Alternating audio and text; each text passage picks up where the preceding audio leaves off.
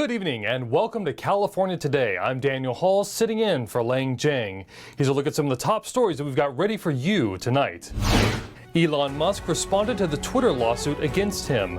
We hear what the billionaire has to say about the court filing. The governor is away again. This time he's at the nation's capital to receive an education award, but the critics aren't too happy about it. We'll hear why. Bay Area police say they believe they solved a 3-decade-old case. The suspect is from California but was recently arrested in New York. Oh, the irony. That's what Elon Musk had to say about Twitter suing him. Musk posted the short phrase on Twitter just minutes after the news started circulating online.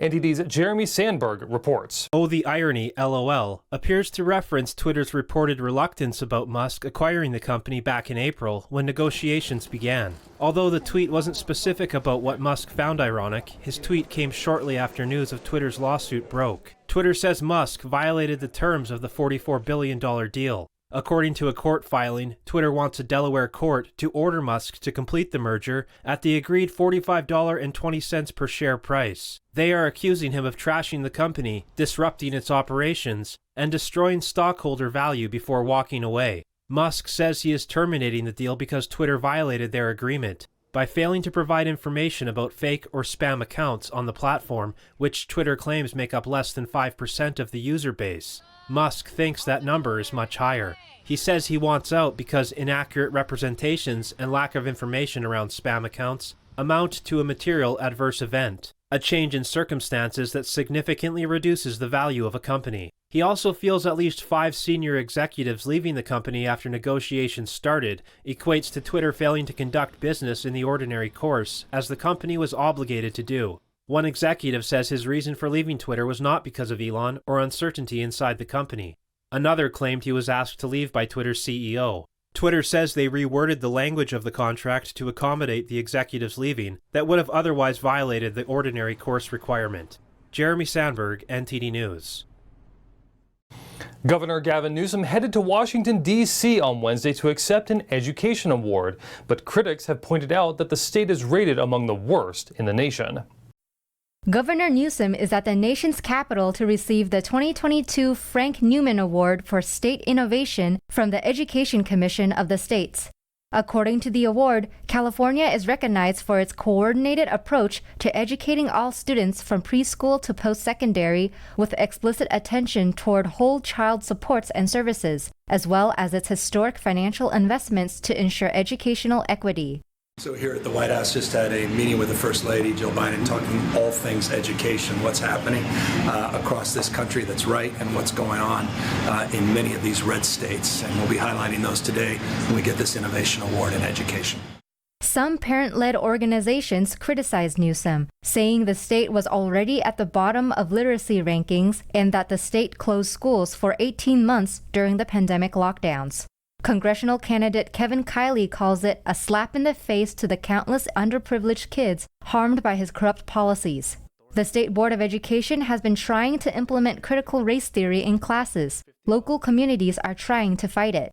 The board has also proposed a new math framework to keep students learning at the same level, but opponents say it would discourage students of minorities and those who want to advance ahead. California has the lowest literacy rate in the country, followed by New York, Florida, Texas, and New Jersey. Analysis found that math scores of average 8th graders were comparable to those of 5th graders. The state also dropped the SAT and ACT scores for college admission last year. The tale of the dueling governors continues. Last month, Governor Gavin Newsom decided to take a jab at Florida's Governor Ron DeSantis by airing a 30-second ad in his state, urging residents to move to California. DeSantis made public remarks in a recent press conference in response to the ad.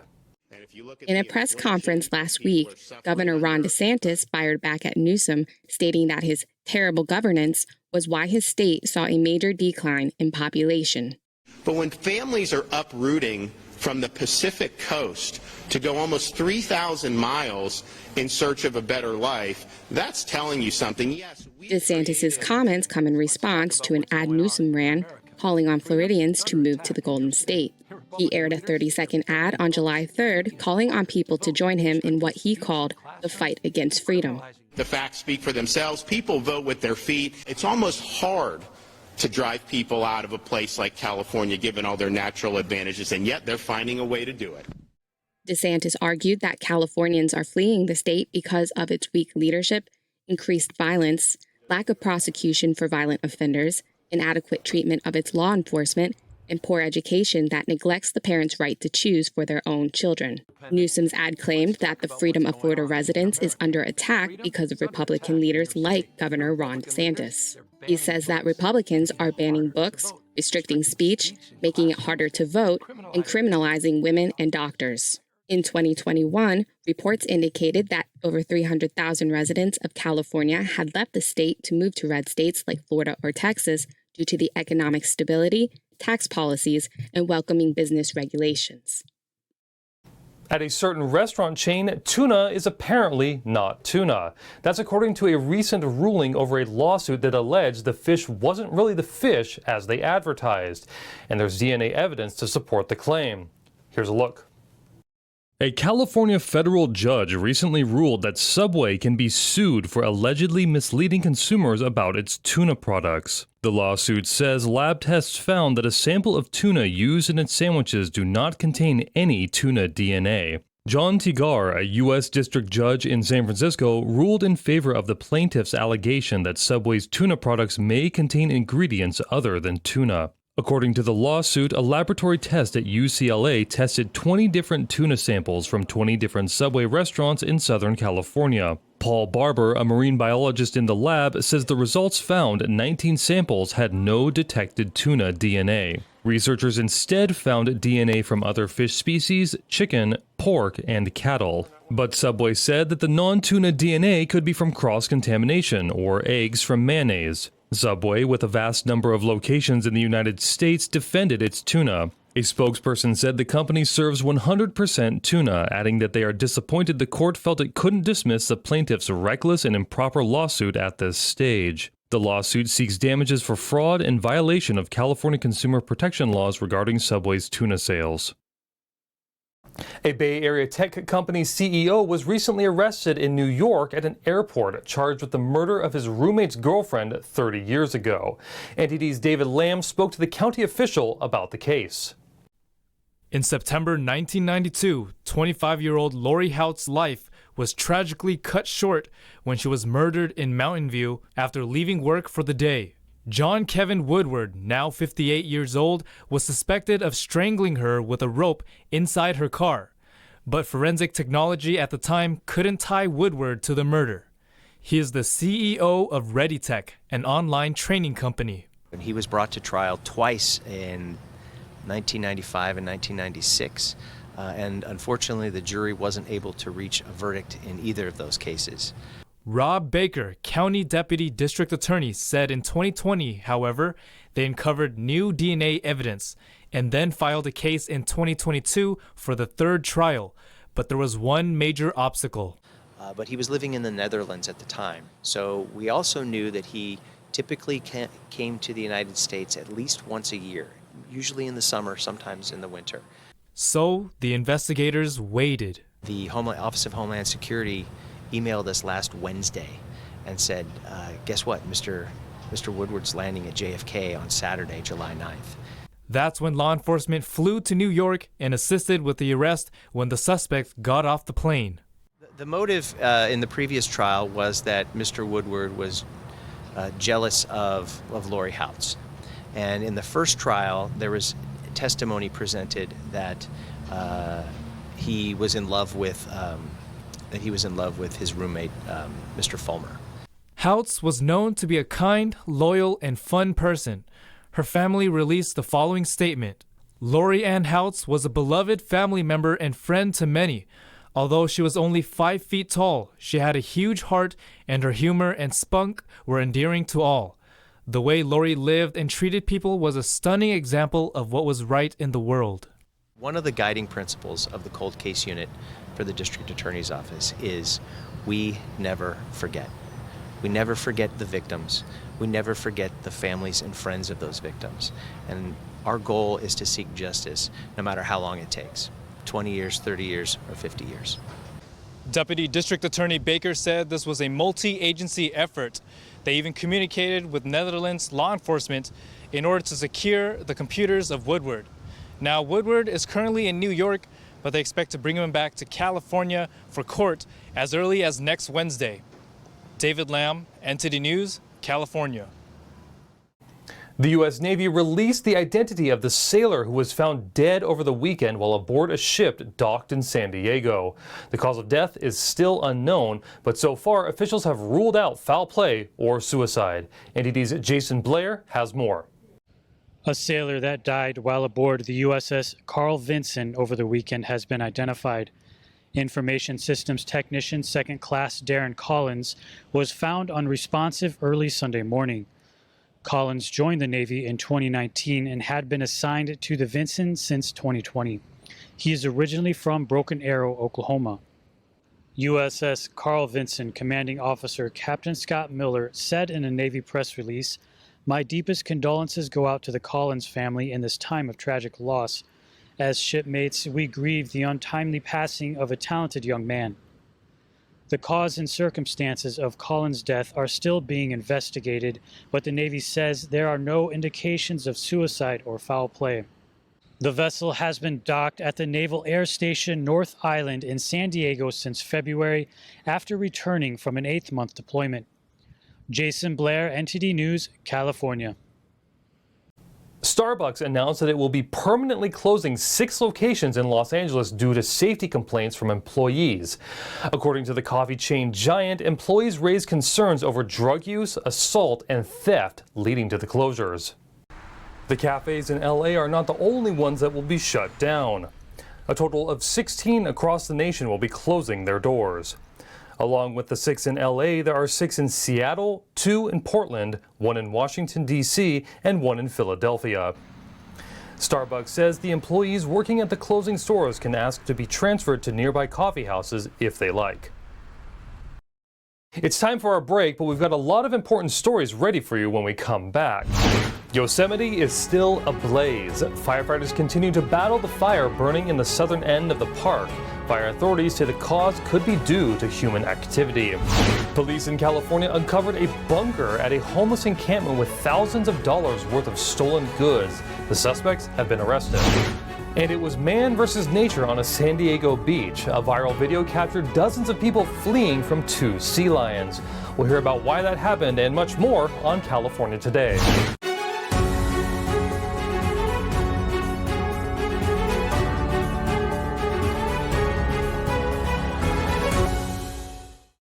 The Washburn fire in Yosemite grew again since Tuesday due to what officials have described as heavy accumulation of available dead surface fuel.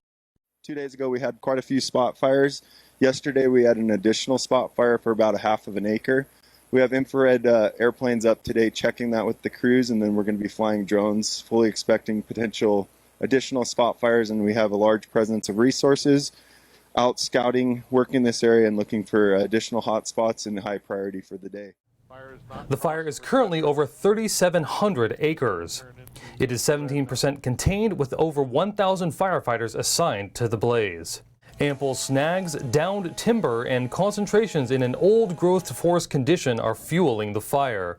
Firefighters are expecting active to very active fire behavior over the next several days as the weather warms and conditions remain dry. Yosemite Park officials have concluded that the Washburn fire burning in Yosemite National Park was caused by human activity. The fire still threatens groves of massive sequoias in the park. According to park officials, human activities caused the Washburn fire at Yosemite National Park. The park superintendent, Cicely Muldoon, said, "As you all know, there was no lightning on that day, so it's a human start fire and it's under investigation." Muldoon also said that the park has been working on a project to reduce fire hazards that may affect local communities. Visitors first reported the fire on Thursday near the Washburn Trail in the Mariposa Grove area of Yosemite National Park. It threatens more than 500 sequoias in the park, including the widely famous grizzly giant. Officials warned residents from the nearby community of Wawona to evacuate. The park closed several campgrounds. As other parts of Yosemite remain open, the park is requiring all visitors to have a reservation to enter the park. While many in the state are no longer feeling it, California is technically still in a state of emergency over COVID, and some people in positions of power are sick of it. The Board of Education in one Southern California county is suing the state again in its quest to get things back to normal. The Orange County Board of Education is suing Governor Gavin Newsom over his continued grip on COVID-19 emergency powers. As 3 re-elected board members were sworn in on Wednesday, they joined Robert F. Kennedy Jr.'s Children's Health Defense to amend a November lawsuit. The goal is to require Newsom to terminate California's state of emergency, which has been in effect for over 2 years. The lawsuit writes that the state of emergency cannot be indefinite and alleges that unelected bureaucrats in Sacramento have taken over control of local affairs. The amendment comes as judges ruled that both Los Angeles and San Diego Unified cannot impose their own jab mandates.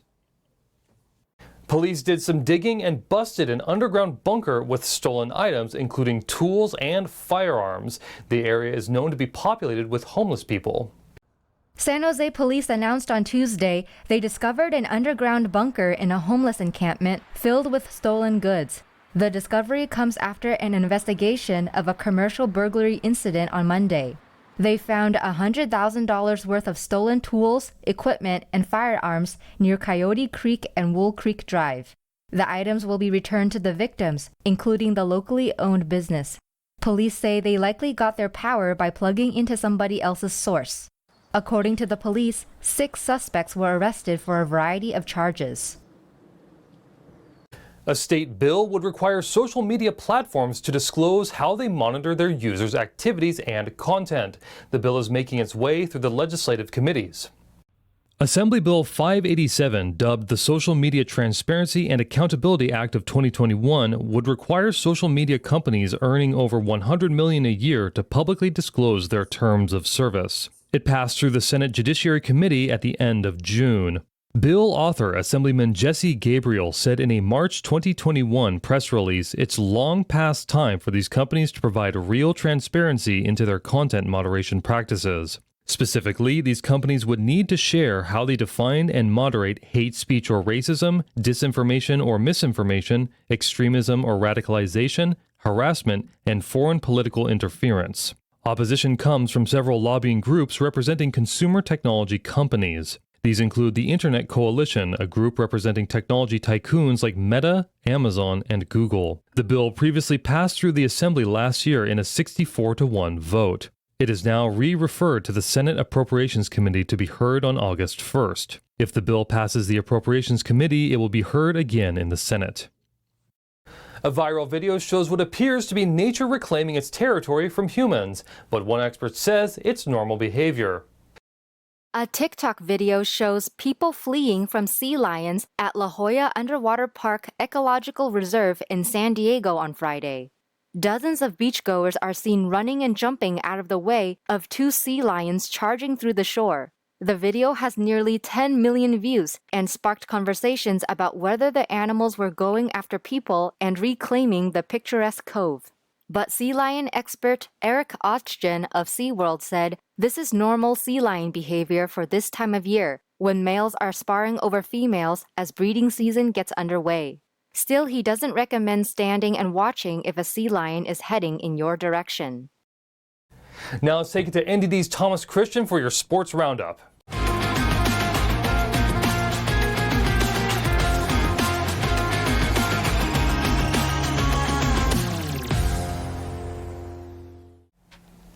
I'm Thomas Christian, giving you the California Today Sports Roundup.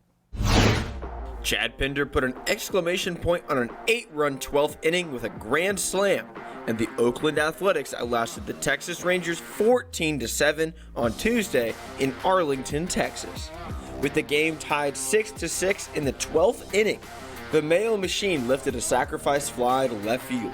Ramon Laureano ripped an RBI single to center, and Dermis Garcia contributed an RBI double for his first major league hit, and then Pinder hit a first-pitch fastball out to left center for a grand slam. Sean Murphy had a 4-hit game, including 2 doubles. He added 2 RBIs and 2 runs and a walk. Ramon Laureano scored twice and drove in 2 runs. Marcus Semien hit a 2-run homer and drove in 3 runs for the Texas. Corey Seager homered for the 5th straight game.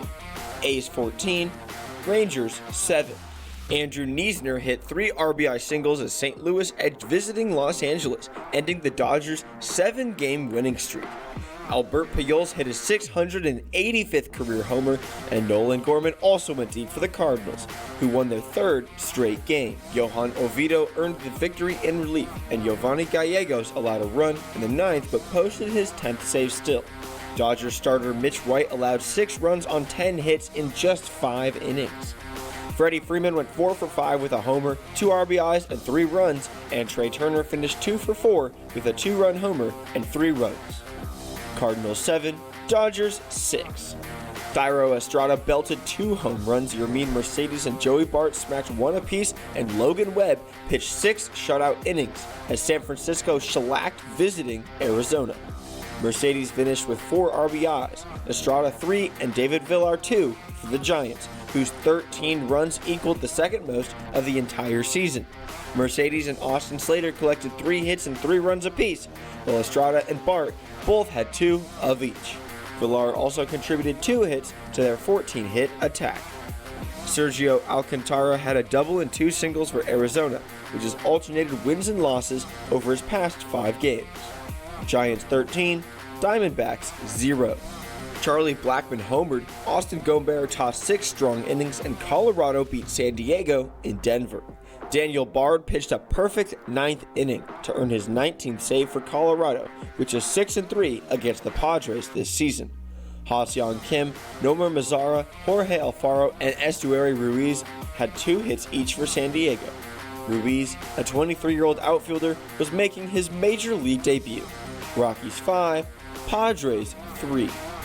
Kyle Tucker's 9th inning double drove home Jose Altuve as visiting Houston sent Los Angeles to its 5th straight loss. However, the Angels also lost center fielder Mike Trout as the recently named All-Star left the game in the 5th inning because of muscle spasms in his upper back.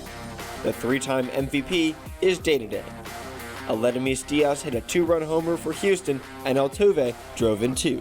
Astros 6, Angels 5.